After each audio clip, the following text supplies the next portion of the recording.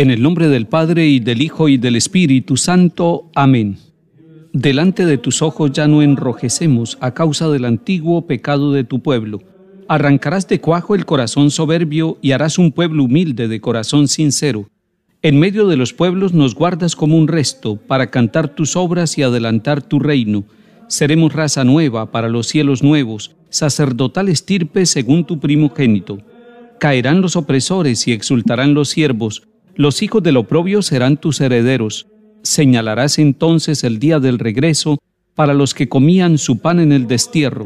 Exulten mis entrañas, alégrese mi pueblo, porque el Señor que es justo revoca sus decretos. La salvación se anuncia donde acechó el infierno, porque el Señor habita en medio de su pueblo. Amén. Lectura de la primera carta del apóstol San Pablo a los Corintios, capítulo 2. Yo, hermanos, cuando vine a ustedes a anunciarles el misterio de Dios, no lo hice con sublime elocuencia o sabiduría, pues nunca entre ustedes me precié de saber cosa alguna, sino a Jesucristo y este crucificado. También yo me presenté a ustedes débil y temblando de miedo. Mi palabra y mi predicación no fue con persuasiva sabiduría humana, sino en la manifestación y el poder del Espíritu, para que su fe no se apoye en la sabiduría de los hombres, sino en el poder de Dios.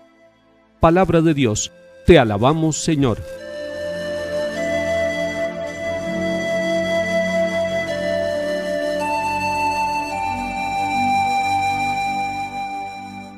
A la luz de esta palabra que nos regala San Pablo en la carta a los Corintios, estoy pensando en muchos hombres y mujeres que tienen una sabiduría muy profunda, una sabiduría de la vida, una sabiduría que no es humana, una sabiduría que viene de Dios.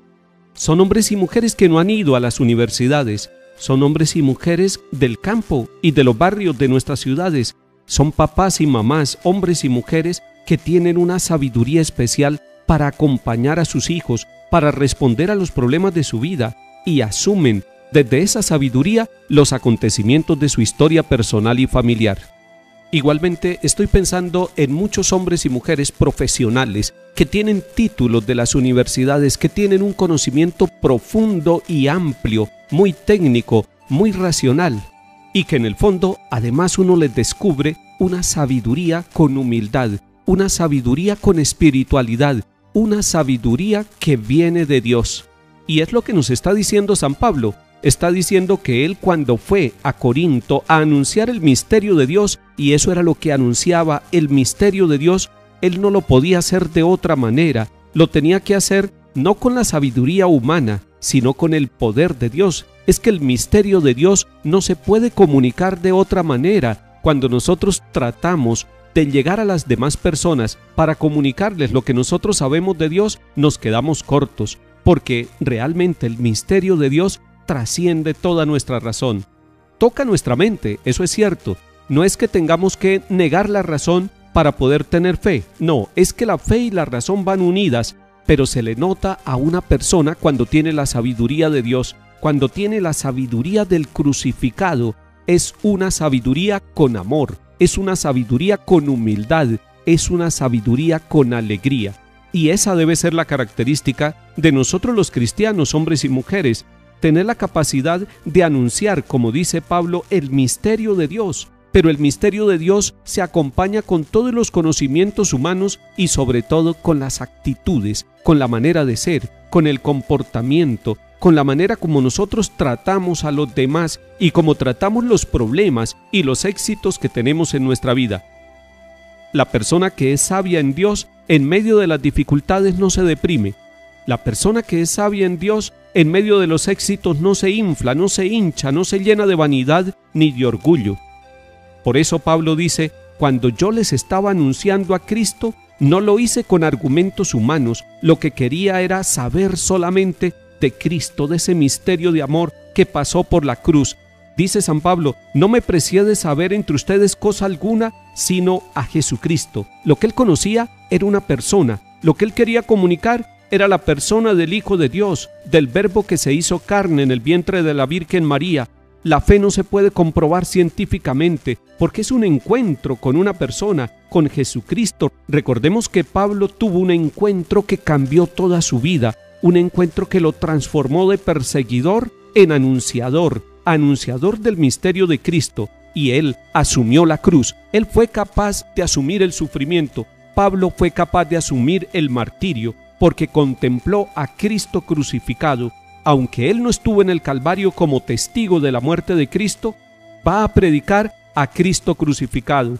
Fue lo que él recibió de los apóstoles, fue lo que recibió de Pedro, de Santiago y de Juan, y es lo que está comunicando: un Hijo de Dios que pasó por la cruz. Recordemos que para muchos la cruz es una locura en el tiempo de Pablo, y que en nuestro tiempo también para muchos la cruz y el crucificado siguen siendo una locura, algo ilógico, algo irracional. Pues lo que nosotros estamos comunicando es una persona que pasó por la cruz, es Cristo Jesús, y con Él nosotros podemos anunciar y manifestar con la sabiduría que viene del cielo el poder del Espíritu Santo. Son las personas sencillas, son las personas humildes, aunque hayan estado en una universidad o aunque nunca hayan pisado las puertas de una universidad, los que logran entender el camino del crucificado, el camino de Jesucristo el Señor, y ellos con más docilidad responden a la llamada que el Señor les hace todos los días. Porque es que la palabra de Dios se hace vida, se hace carne, cuando una persona con sabiduría y con humildad y con fe toma la palabra de Dios y la lleva a los acontecimientos de su vida. La Biblia nos hace a nosotros sabios, y por eso los cristianos católicos, miembros de la Iglesia, somos capaces de encontrar una fuente de sabiduría en cada Eucaristía, en cada lección divina que realizamos, en cada acontecimiento que lo iluminamos con la palabra de Dios. Tome la palabra para su vida, tómela para su familia, tómela incluso para sus problemas, de tal manera que en ella encontrará una lámpara, una luz para sus pasos, y usted irá creciendo cada día más en sabiduría, en discernimiento y en gracia de Dios.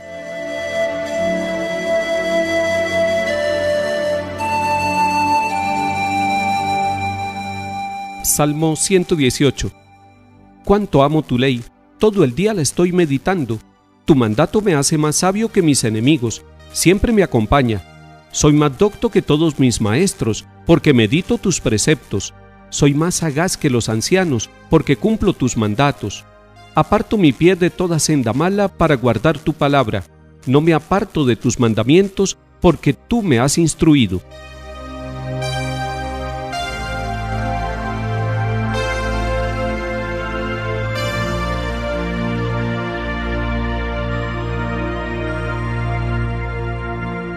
Lectura del Santo Evangelio según San Lucas, capítulo 4.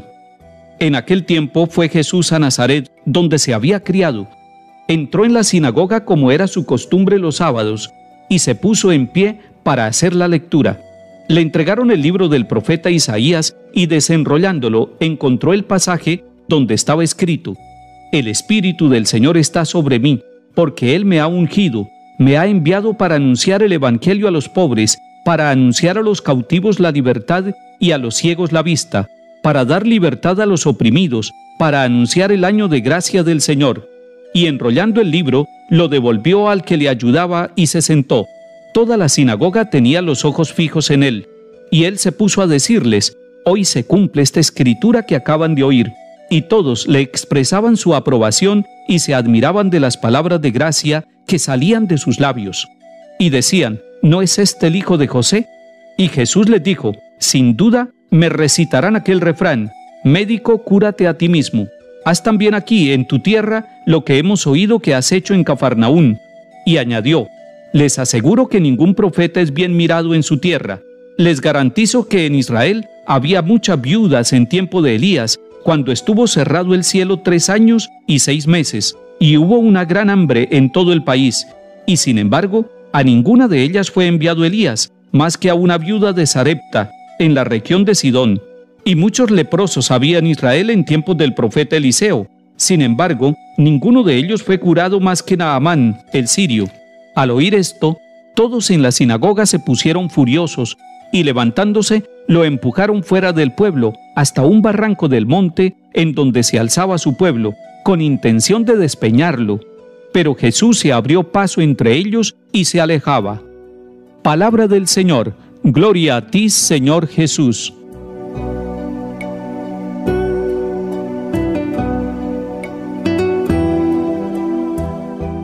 Es hermoso ver al Señor en su propia tierra, en la tierra donde fue criado, en Nazaret, y precisamente en la sinagoga un sábado.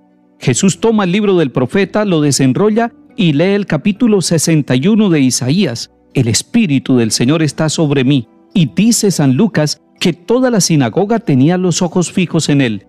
También nosotros tenemos los ojos fijos en él. Y el Señor empezó a decir: hoy se cumple esta escritura que acaban de oír. Es el cumplimiento de la profecía. Se admiraban de él, pero él se daba cuenta de que sus paisanos se preguntaban: ¿no es este el hijo de José? Y por eso dice: ningún profeta es bien visto en su propia tierra. En tiempos de Elías, solamente una viuda extranjera es atendida por él. Y como en tiempos del profeta Eliseo, solamente un sirio, también un extranjero leproso, es curado por él. El temperamento, la actitud de los que estaban en la sinagoga escuchando a Jesús fue cambiando. Les gustó el comienzo, se fascinaron al comienzo y se admiraron, pero después, cuando empieza a tocarlos a ellos y cuando empieza a decirles que el Evangelio se cumple para que toda la humanidad encuentre en Cristo la salvación, tratan de despeñarlo, se ponen furiosos, se levantan y lo empujan. De esta manera, entre la admiración y el rechazo, Jesús empieza su misión. Todos los días de semana estaremos leyendo a Lucas y haremos un seguimiento de cómo esta misión que Jesús comienza allá en la sinagoga de Nazaret también nos va a tocar a nosotros en nuestra vida. Que el Señor nos bendiga y acompañe, en el nombre del Padre, y del Hijo, y del Espíritu Santo. Amén.